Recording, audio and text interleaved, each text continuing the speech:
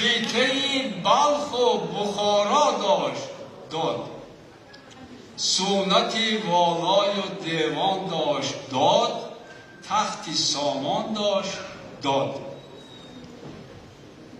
دشمن دانشگدایش دانشی سینا گرفت، دشمن بیسونتش دیوان مولانا گرفت، دشمن سنت فروشش سنت بهزاد برد، دشمن بیخانهش در خانه او جا گرفت.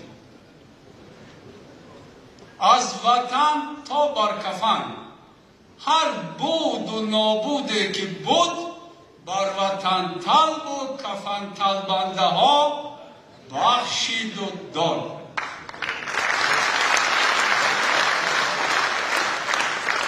از وطن تا بر کفن خود را ادا کرد، از وطن تا بر کفن خود را گدا کرد.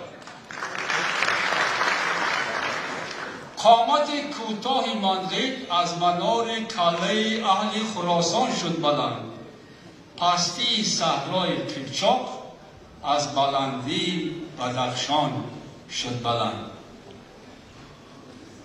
در سرایش تاجیک از بخت نگم، گرچه با گبر و مسلمان هم سرا بود، هم رسول و هم خدا بود، در زبان ما جدا بود.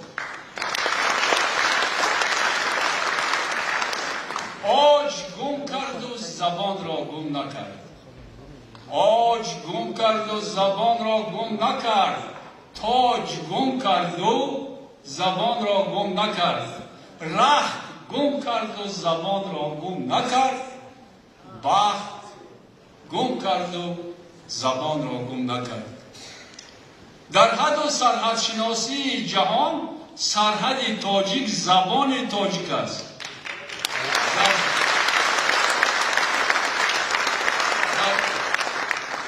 در حد و سرحد شناسی جهان، سرحد تاجیک زبان تاجیک است. تا زبان دارد چی است؟ وطن دار است. تا زبان دار است بسیار است و بشمار است، به حد است، به حساب است، به